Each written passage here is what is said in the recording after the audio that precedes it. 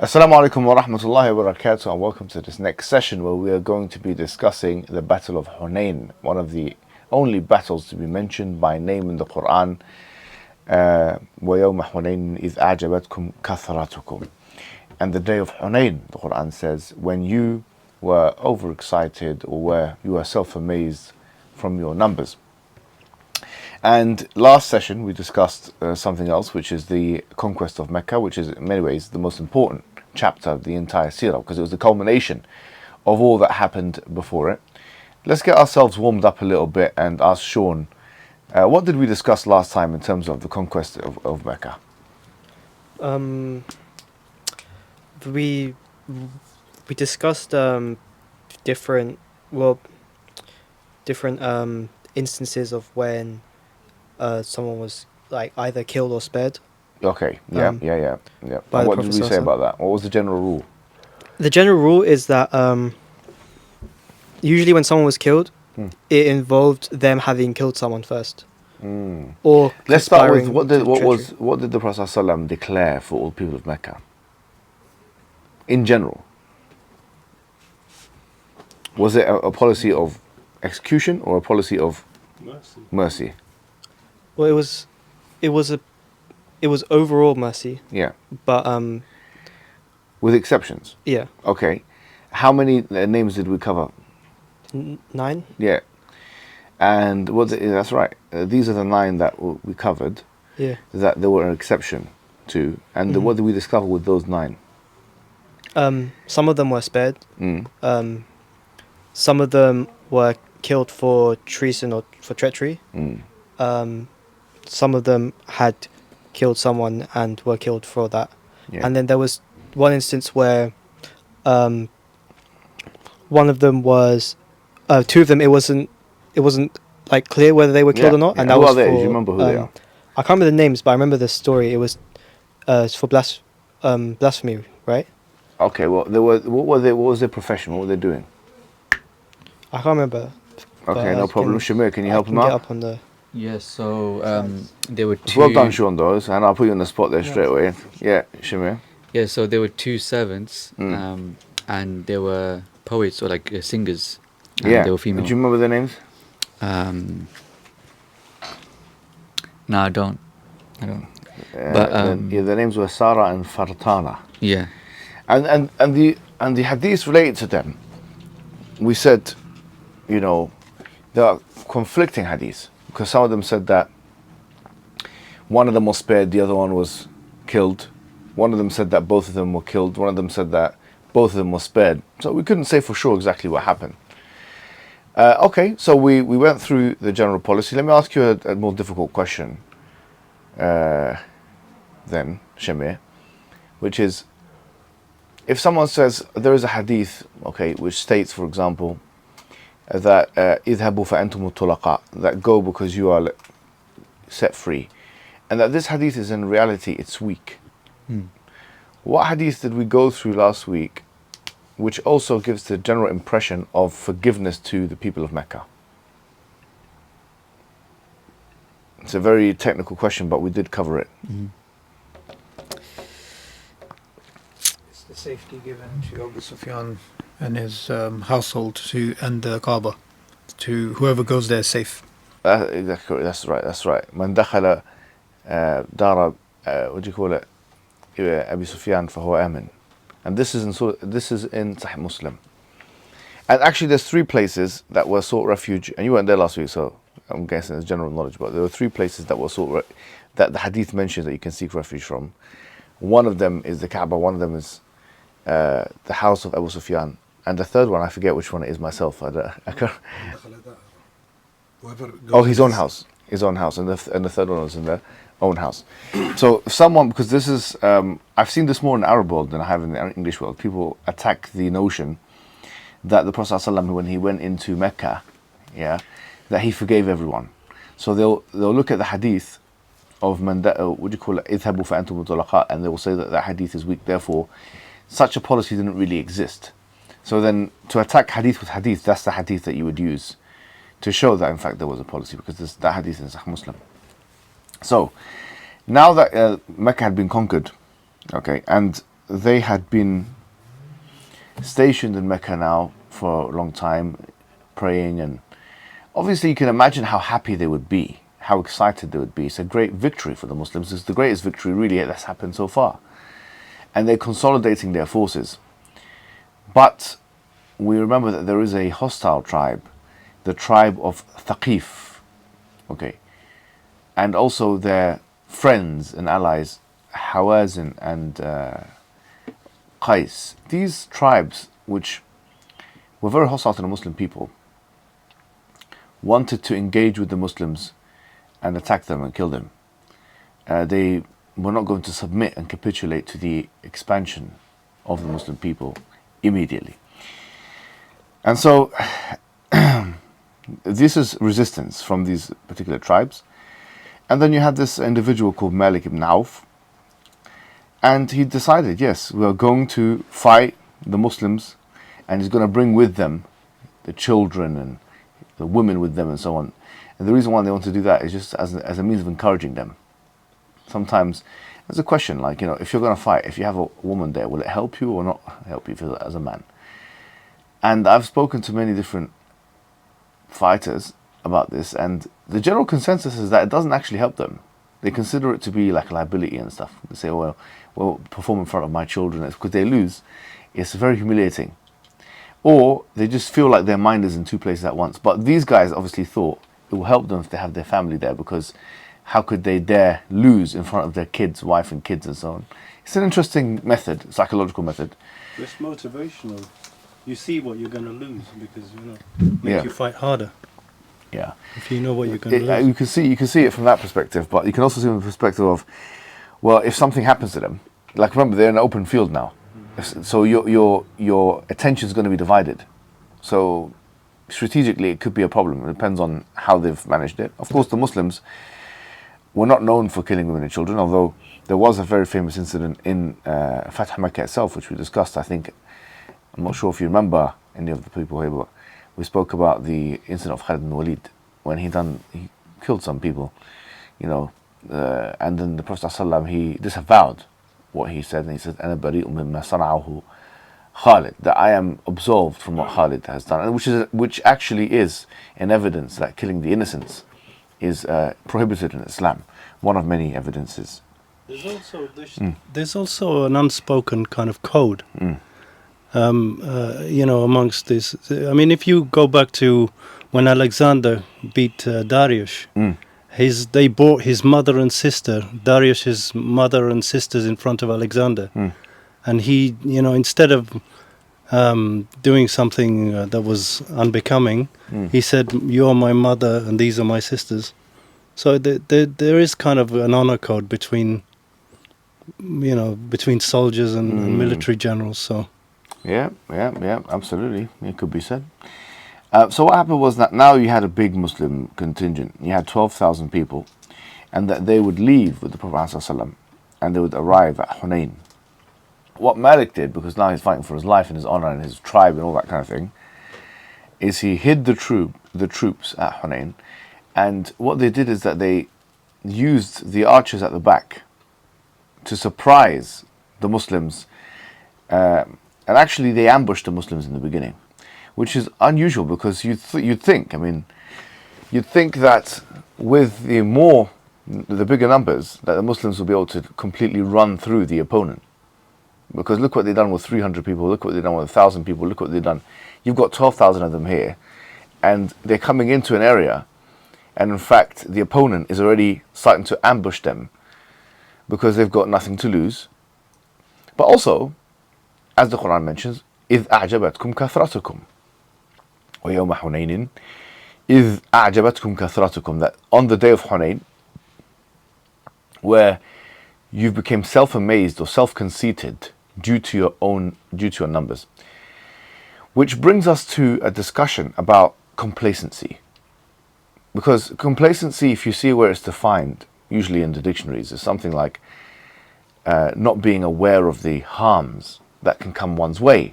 So for example, feeling comforted enough to not feel that the consequences or harms are going to come their way.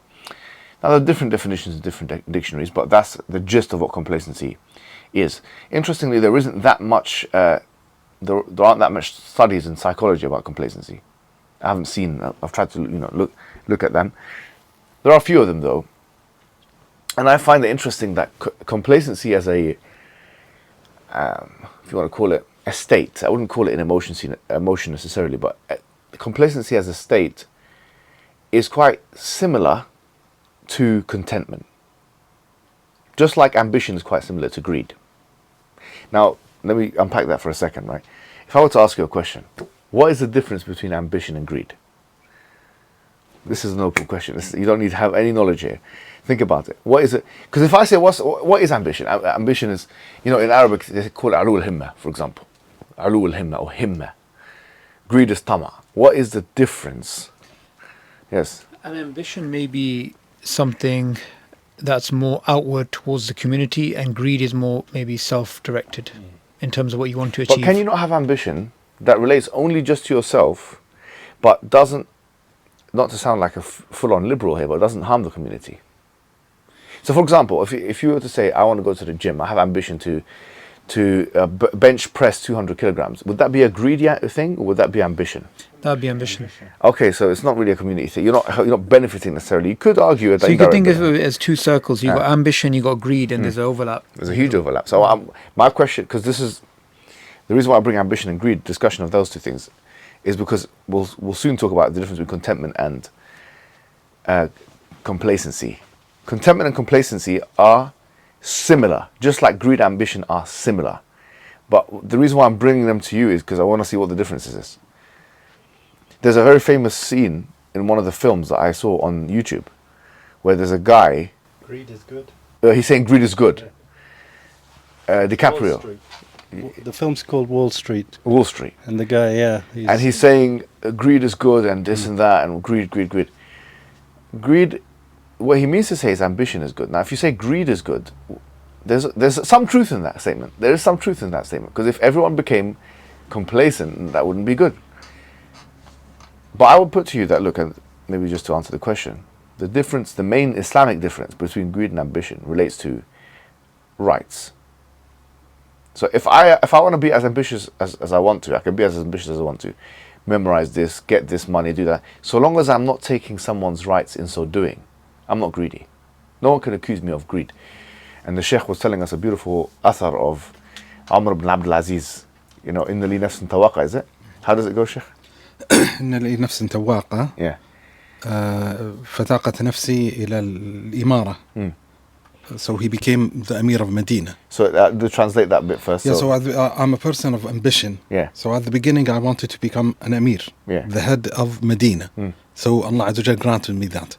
Then طاقت نفسي, then I had the ambition to become the Khalifa. And Allah Azza wa Jal granted me. So nowadays I have the ambition to enter paradise, Al-Jannah. And I hope by Allah Azza wa Jal that I will enter it. You mentioned that to me before, Sheikh, and it just stayed in my mind for a long time, because it shows that I think a lot of us don't have this. It really is problematic when a man doesn't have any level of ambition, or a woman, Don't forget, the Quran says, وَفِي ذَلِكَ فَلْيَتَنَافَسِ الْمُتَنَافِسُونَ, that in this, i.e. Jannah and so on, let those who compete. How can you have a competitive nature if you're not ambitious? So ambition is a good thing, so long as you don't, sorry to say, harm anybody else. You don't take the rights of somebody else in Islamic sense. In the Islamic sense, you can do what you want, go as full force as you can, so long as you don't do anything haram, and or take the rights of somebody else. You're not greedy if you do. If you avoid those two conditions, you're not greedy. But since we've warmed up with that question now, on our hands is another question, which is, what is the difference between complacency and contentment? Because ar-rida or qana'a, or what is referred to usually as satisfaction or contentment, and complacency, there's a very, like if you go to the Venn diagram, there's a large area, surface area of continuity or contiguity there. What's the difference? What's the difference between being content with something and being complacent? Being ungrateful. In your complacency, you're being ungrateful but they don't necessarily entail that. Think about it, right? You can be very grateful, all right? But complacent, remember, going back to the definition of what complacency is. Complacency is the idea that you don't necessarily think harm is going to come your way from this activity. Isn't that naivety kind of? It is kind of being naivety, naive? yeah. So it entails a kind of naivety. Another way to think about it is from a practical perspective. Think of a debate. You have a debate with somebody. Contentment would be, okay, I'm going to do my best and I'm going to put my trust in Allah. Complacency is, you haven't read their book, you haven't really researched it, you haven't really thought about counterpoints. Oh, he's the dumb person anyway. Do you see? So basically what you do is you don't let the natural anxiety build in, because anxiety is what drives you to do action. That's what dopamine is. People think dopamine is about pleasure. Dopamine is about motivation. Yeah. So when you don't have that anxiety, you don't have that dopamine drive, you don't really research their books. And we've seen this in debates. You can see even when the opponent or the Muslim, you can see who's prepared, who's not prepared, who's actually was anxious before the debate. Anxious doesn't mean fear. It means you understand there's consequences for the community. Absolutely. You understand? Yeah. Like And that's Fury and Ngannou. yeah. Because Fury had went into that fight completely unmotivated and completely complacent, and he was humiliated. Absolutely right. And I like the fight examples, and I think they're right, because these are the closest things we have in our society, modern age society, which are closest to this. John Jones, he said himself, every time he has a fight, he feels that anxiety. And he says, he has a speech online where you can find some.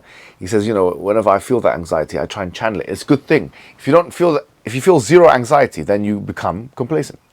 And everyone knows that. It's the same thing with an examination. If you don't feel any level of anxiety before a student examination in school or university or something like that, that's a dangerous position to be in. And so the difference between contentment and, if you like, contentment and complacency is naivety, is delusion. Because you're deluded at your abilities. It can be a positive delusion. You're conceited. You have a misunderstanding of the severity of the task at hand. And the opposite of complacency is panic. These two things are the opposites. Now, it's very interesting, and the reason why I'm bringing this to your attention is because throughout the seerah, what we've done is we've looked at how the Prophet Muhammad ﷺ has dealt with all of these emotions and states of being. We have discussed love, we have discussed grief, we have discussed contentment, we have discussed gratitude, we have discussed fear at length, we have discussed, now we're discussing complacency, and we have discussed panic. And in each one of those states and emotions, we have shown what the pinnacle of ta'amul, behavioral management of those states are with the Prophet Muhammad ﷺ, to the point where it's actually an argument for the veracity of Islam in and of itself. That when you have a man ﷺ, who is a novice in terms of on paper experience, on paper going into the battlefield, and you only have one or two battles, but then you're the one people are hiding behind you, you're the one calling people back, and so on and so forth. But at the same time, you're the one trying to calm people down from overexcitement. We spoke about that. We spoke about excitement, in fact, the psychology of excitement in Ahzab.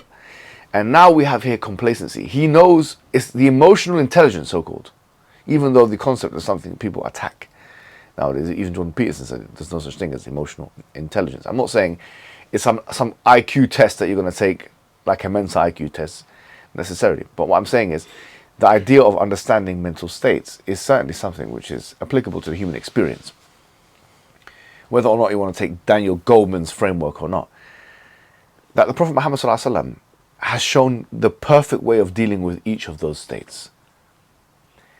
And the Quran is explaining why is it that these companions failed in the first instance, because obviously Hunayn wasn't a failure, it was a success. It was a resounding success, as we'll come to see. But in the beginning, it was initial defeat.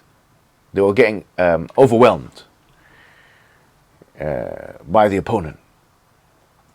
And it was because they didn't respect the opponent. They were still on a dopamine high from the Fath Mecca and the numbers and the fusion of responsibility and all this kind of things.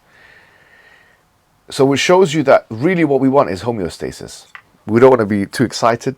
We don't want to be too panicked. We want to try and create a balance and equilibrium at all times. Whether we're doing it in our day-to-day life, whether we're doing it in our public life, whether we're doing it in our private life, whether we're doing it in our marital life, you know, wherever. No, honestly, you want to create balances everywhere. This reminds me of an athlete, I've forgotten who it was, who basically won a fight, and somebody asked him, what are you going to do to celebrate? He said, I'm going back and training in the morning like I do every single day I train. I forgot who it was. I don't know if anyone remembers. But yeah, it was just like he wouldn't let that become an event. It was just like another fight, another training session. Yeah. It's a really good way of putting it. Now, it was an ambush in the beginning, and there was retreat in the beginning as well. But the Prophet Muhammad ﷺ stands firm, and he rallies the people to come back. And this shows you now there's no doubt, and we've said this once, and I'm going to repeat this because I've not really heard it much and seen it much or read it much in the Seerahs. But this is, when you see a person like the Prophet Muhammad ﷺ, where he has shown no sign of being disheartened or being cowardly. No one has accused. There's like, you look at all of the major fights he's been in. There's not one time where he even done a tactical retreat. Think about it. He never even done I cannot see anywhere in the Seerah where he done even a tactical retreat and said, I'm running away, and the people were there and he had to go back to the people. He was always the one that he was calling the people to him. And he was trying to rally them to him. Now because we've been in so-called apologetics and polemics and debates and stuff, and Sabur would be able to confirm, in your time as a da'i, has anyone ever accused the Prophet of being a coward? It's the opposite. Because they can't explain his bravery, they'll say he was a savage, he was violent. So rather than accept reality for what it is, they try and divert the discussion, derail the discussion to something else, because the very fact that they accuse him of being violent is evidence he was brave. Unbelievable. It's a really good point. Yeah. In fact, and this is going to sound controversial, with all due respect, but the depiction of Jesus Christ in the New Testament could be argued to be a cowardly depiction. Why didn't he fight back? Where's the revolution? Where's the resistance? Now, I'm not saying, of course, we believe that Jesus was saved and he resisted and he done, but the depiction of him as some kind of whimpering loser on this, begging and these kind of things, they've reduced him. And you could argue, like Nietzsche did. Nietzsche argued this, that this is not a masculine, or it's not a brave religion of Christianity. In fact, he called it a slavish religion. So the point is that,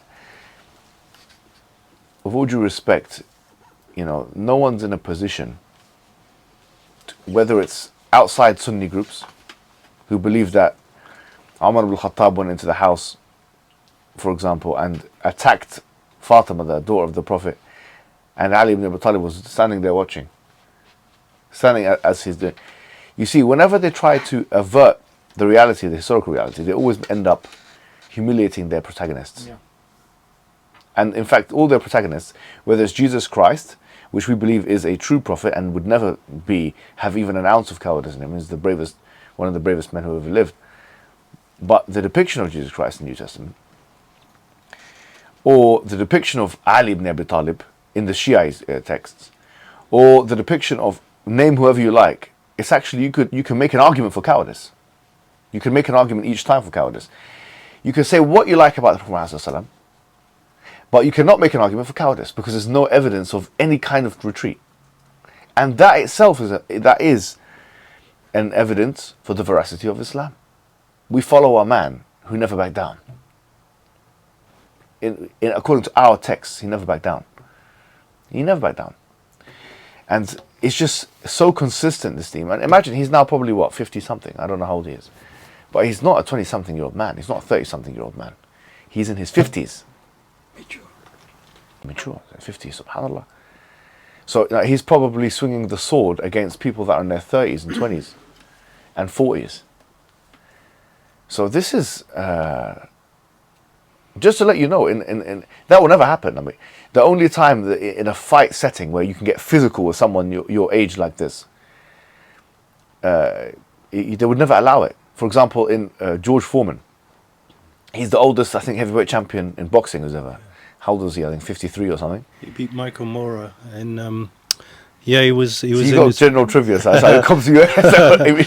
Yeah, he was in his 50s, 55, I think. Yeah, but that was like you would admit an absolute exception to the rule. Yeah. So much so that he made a business out of it. He made a George Foreman grill because people wanted to see what this guy eating or how is he eating it. We'll eat it as well. It was lucky because he was losing the entire fight, and he was a puncher's chance. He just clubbed him one, and in the other, Michael Mora went down. That's it. But in general, like when someone reaches that age, you never think that they can go against someone that's 25, 35. The Prophet ﷺ was engaging with people that are 25, 35, 45-year-old and rallying. You've really got to understand what the implications of this are. This is a very serious implication. Like, just objectively speaking here, you don't even need to be religious. It's a very serious implication. And so basically that happens, and then the Muslims come back,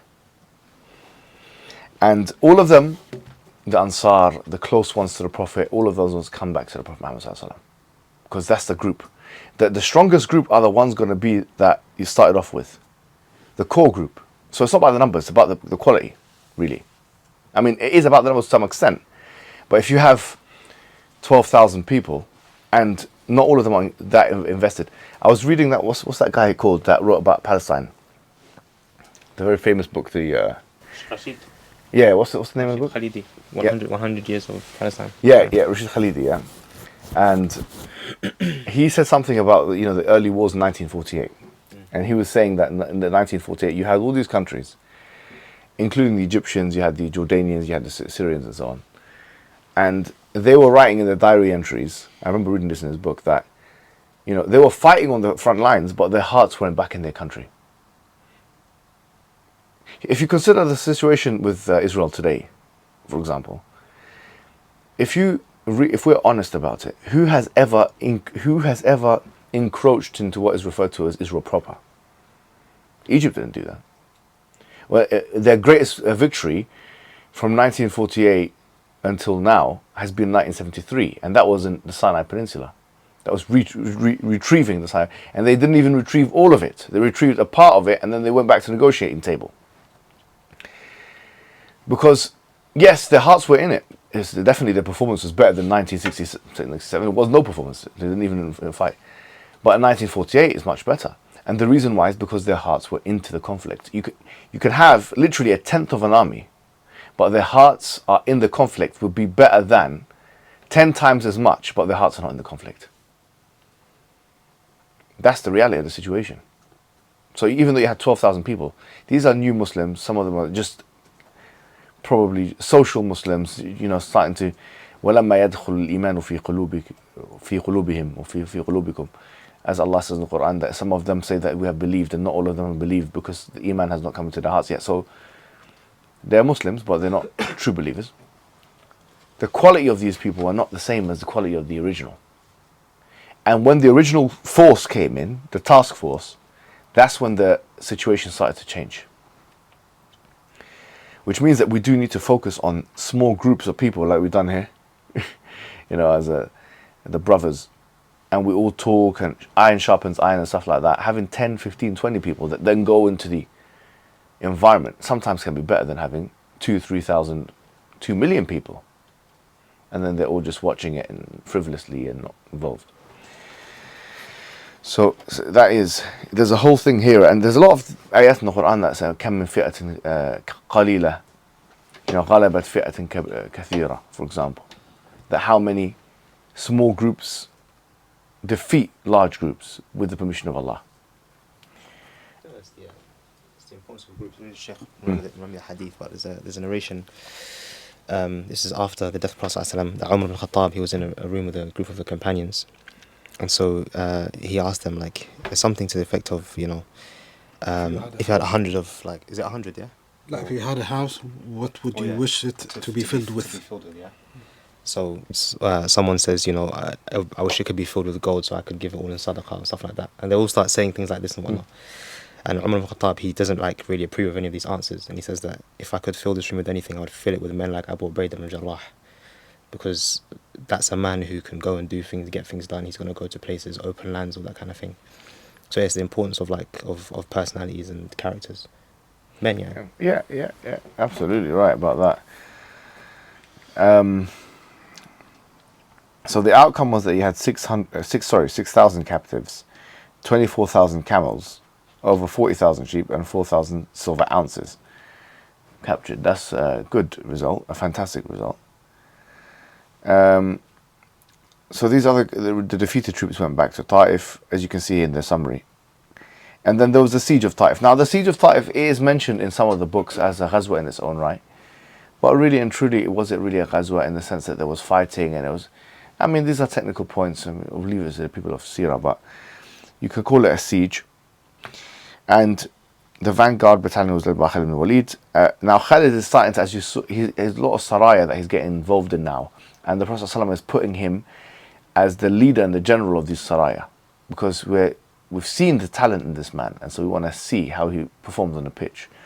And now he's performing fantastically. So here is another thing that's being, the Prophet ﷺ is giving him the opportunity and getting him ready for what's going to happen next. And there were, new kinds of things in the siege that, the enemy would have the molten and they would pour it on the Muslims from the castle and so on, and stuff like that. And it would be things that Muslims were not used to. But it allowed the Muslims to be innovative in this regard, and the siege lasted for 10 to 20 days. The Ansar, now this is the famous situation where the Ansar were very unhappy, and the hadith, because basically the Prophet ﷺ, when he was distributing the booty, those people who were on the periphery, they were not really the core members, the Prophet ﷺ gave them more booty.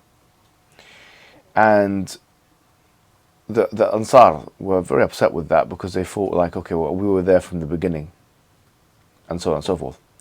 Now there is a concept in Islam, وَالْمُؤَلَّفَةِ قُلُوبُهُمْ, the ones who you want to soften their hearts, and it's actually one of the categories of zakat. So the Prophet ﷺ given booty to people who are close to Islam but not yet Islam.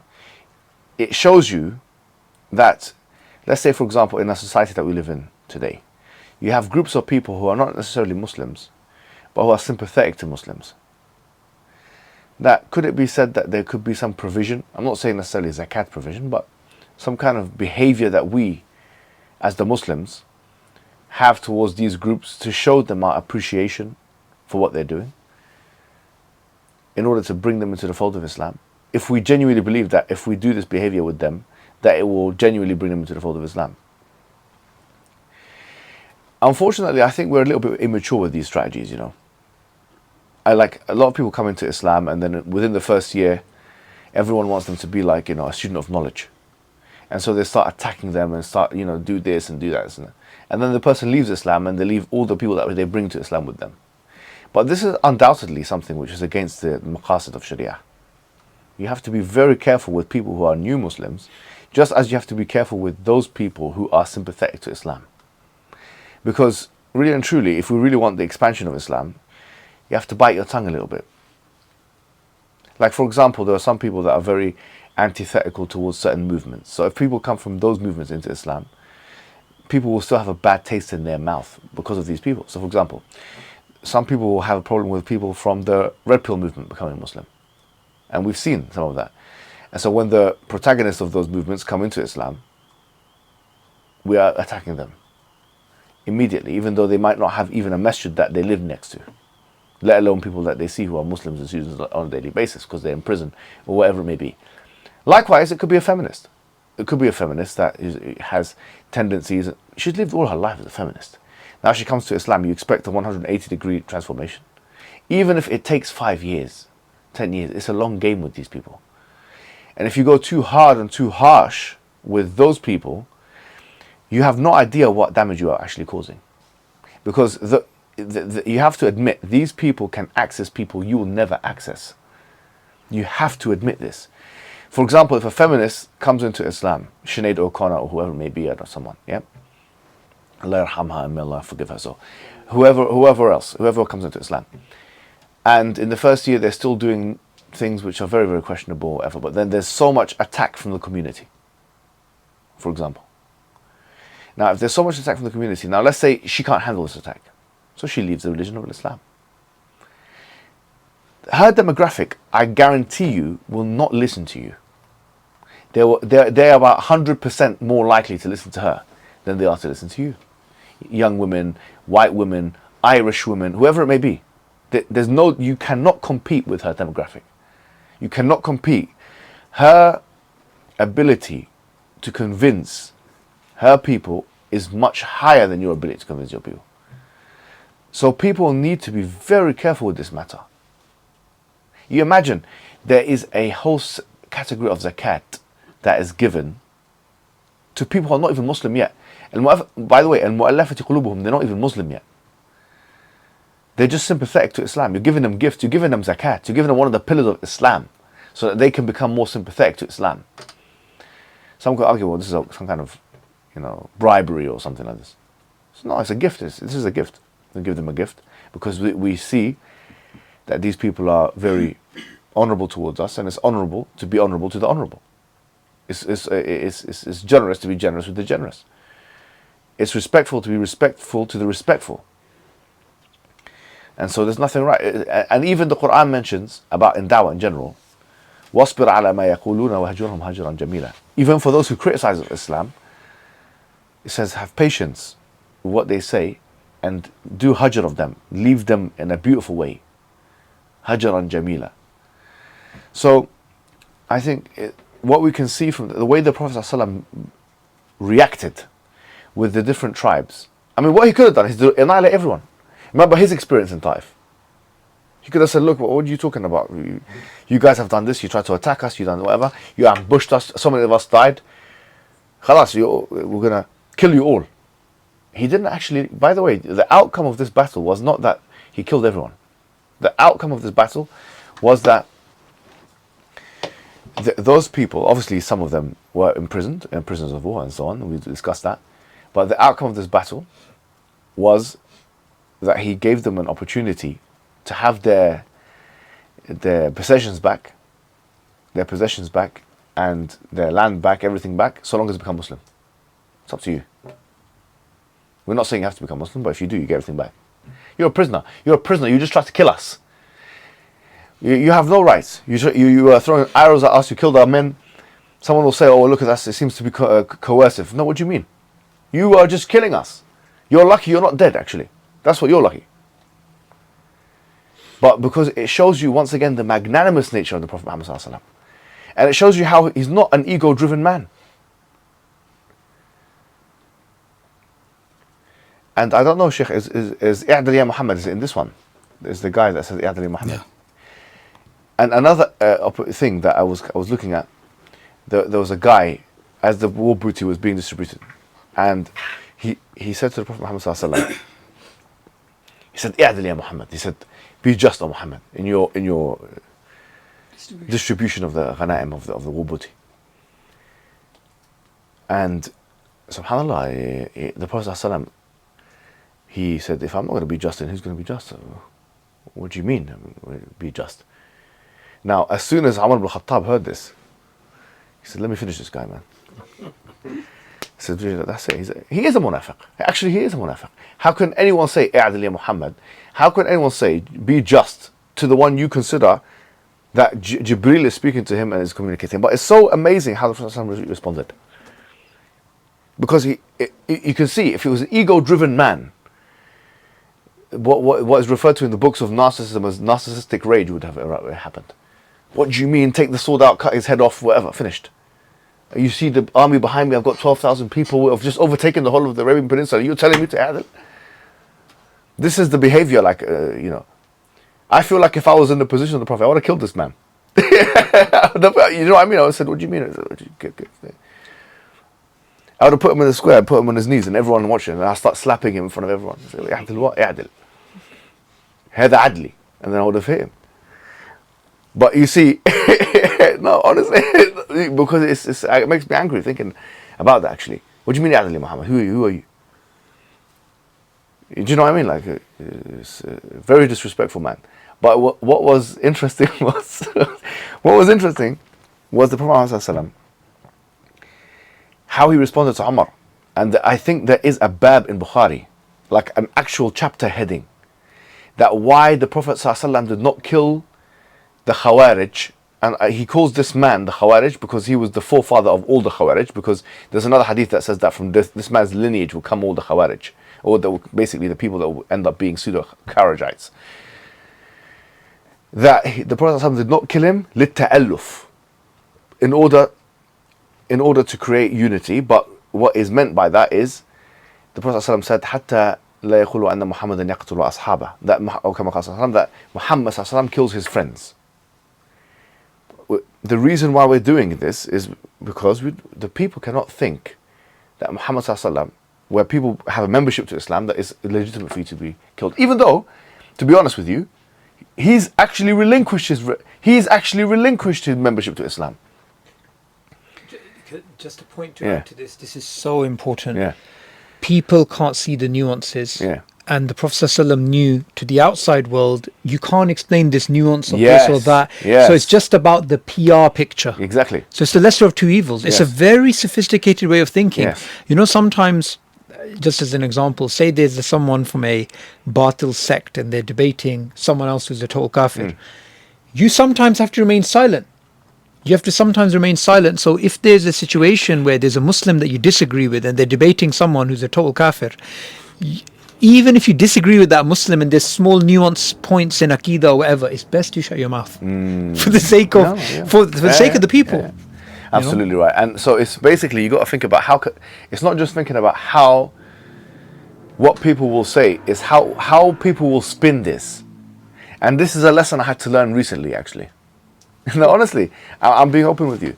It's not just, okay, what mistakes, because in the beginning when I started doing dawah, I've been doing dawah for like 9 years now, right? But in the beginning when I was doing dawah, it's like, be careful what you say. And so what a lot of the people around me, like Abdullah Andalusi and others, they said, look, make sure each thing, and this was one of the best pieces of advice in dawah that I had received, al-itlaq, full stop, and I hereby transmit it to you, which is that make sure that each sentence is self-contained, okay? Which means that someone can't copy, cut and paste and mess about with it.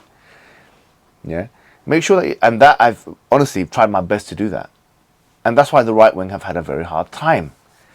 But something I didn't anticipate were two things: my actions, and how my actions can be put a spin on. For example, a lot of my mistakes, in terms of not mistakes, but how people have spun my behavior has been through going to protests. Or he's in this area doing this kind of thing, and they can make an image out of it. Or he went to Golders Green and he done a protest there. It's a Jewish area, for example. That's what they would say. It's one of the things that they attacked me with. Or he went to Leicester, it's a Hindu majority area, for example. Even though I wasn't going to confront the Hindus, for example. But you see the point? So that's one thing. The other thing is, even if you say everything right, there's still opportunities for the enemy to be able to defame you. Now, in the modern age, in this country, in the United Kingdom, you have something called defamation of character. Okay, now, or libel. And I've got 4 court cases that every day I spend about 30 to 40 to 50 minutes preparing each one of those cases, presenting evidences with my lawyers and stuff that I'm defending, as it stands, on defamation of character. So you can use the law. However, that's not just the law that you're going to use. Because you need to understand how the journalist works. The journalist is the modern day PR, spin master. He's the one that's going to use the information. If you want to get into dawah, you have to understand how journalism works. And recently now I've been advising people behind the scenes who have also been attacked by journalists. You know about all this as well. Not to expose what you do for a living, is it? Or who you work with. It's even worse. But the point I'm making is, it's so important if you want to get into dawah. Okay, it's so important to understand what you have to say to how you speak with them, how you email them. If they're going to say, like, for example, we want your 2 cents on, for example, you said such and such. How do you respond? We're going to make an article about you. So there's a protocol of how to do that. Maybe someone can give you media training, but it took a long time to learn all that stuff. So in terms of the PR aspect, look, I mean, Robert Greene says it himself. He says, protect your reputation with your life. Now, I'm not saying you should do it in a vain way, but the truth is the dawah carrier is connected to the dawah, whether we would want to admit it or not. The dawah carrier is connected to the dawah, and therefore we need to be careful of how we present ourselves, and this is an advice to me more than anyone else, you know, because sometimes I'm frivolous, capricious, overly, you know, jokey and laughing and all these kind of things. Recently, with some controversies, we shall not be named. But do you see the point? You don't want to fall into the same mistakes as I not just have, but continue to fall into. Every week I'm falling into mistakes, for God's sake. For God's sake. And this applies not just to the public, it applies to your family as well. So for example, if you know your cousins or your auntie are going to say certain things, if you do certain action, then maybe prevent doing certain action. If you know as a husband that you're going to be classified as an abuser, if you do certain thing, which is not really abuse, but it's going to be your wife is going to, malicious wife is going to use it to call you an abuser, then absolutely. Likewise, because the sister's going to say, look, why does he have to push this in there? So look, I'm going to help you out here as well. Likewise, if you're a mother and you know your malicious children are going to say that you're an abuser, don't give the child the opportunity to go to the social services or whoever it may be and paint you out as a bad mother. So if you have to do certain actions. So you really got to be careful what you do. You've got to be careful. Don't give people the meat. Because if you give them the meat, they're gonna play around with it. You know, and so the dawah we do have a concern for reputation, and that is balanced with وَلَا يَخَافُونَ لَوْمَةَ لَائِمٍ. Because if you go لَا تَخَافُونَ لَوْمَةَ لَائِمٍ al-itlaq, and you don't, which means the ayah which says that يا أيها الذين آمنوا ما يرتد منكم عن دينه فسوف يأتي الله بقوم يحبهم ويحبون أذلة على المؤمنين أعزة على الكافرين يجاهدون في سبيل الله ولا يخافون لومة لائم. That all you who believe, if you go back on your path, then we'll replace you with the people that are better. Allah loves them and they love Him. That they are very adillah, they are very humble with the believers and very tough with the disbelievers. And they do jihad in the sake of Allah. And لا يخافون لومة لائم. They don't fear the blame of the blamers.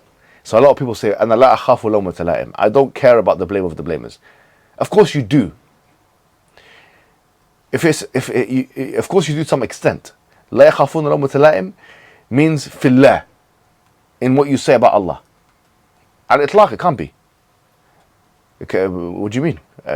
What about your mum? What about your dad? What about your husband? What about the judge? What about this? There's too many actors in society. If you say, I don't care. You can't live like that. No one can live like that. It's impossible to live like that. Which means, if you know you're doing everything right, according to two things: morality and strategy. Because you can moralize everything, but you can be a strategic failure. Whether it's at home, with your family or otherwise. You can moralize, you can say, I'm doing nothing haram, but you're a strategic failure. Therefore, you are blameworthy to some extent. But if you're strategically fine, but you're doing everything immoral, then you're also blameworthy to some extent. For example, if you're going into jihad and you have not done any preparation, that's a very fine example. Because Allah says in the Quran, is Allah's example. وَأَعِدُّوا لَهُمْ مَا اسْتَطَعْتُم مِّن قُوَّةٍ وَمِن رِّبَاطِ الْخَيْلِ تُرْهِبُونَ بِهِ عَدُوَّ اللَّهِ وَعَدُوَّكُمْ وَآخَرُونَ مِنْهُمْ لَا تَعْلَمُونَهُمُ اللَّهُ يَعْلَمُهُم. That prepare for them in jihad. It's not saying be complacent, just go in, have tawakkul, which means tawakkul, which actually is not tawakkul, which is just go in and do anything. No. It says, وَأَعِدُّوا لَهُمْ مَا اسْتَطَعْتُم. Go and prepare for them. And in fact, on Surah Tawbah, Allah says, وَلَوْ أَرَادُوا الْخُرُوجِ. For those people who stayed behind. وَلَوْ أَرَادُوا الْخُرُوجِ لَأَعَدُّوا لَهُ عُدَّةً. If they truly wanted to come out and fight, they would have prepared for it. وَلَكِنْ كَرِهَ اللَّهُ بِعَاثَهُمْ فَثَبَّطَهُمْ وَقِيلَ قَعُودُوا مَعَ الْقَاعِدِينَ. Allah didn't want them to come out. So it was said to them, stay with the ones who sit behind. Which means, clearly, Allah is connecting the idea of preparation, actually training and preparing and strategizing, with the idea of Iman.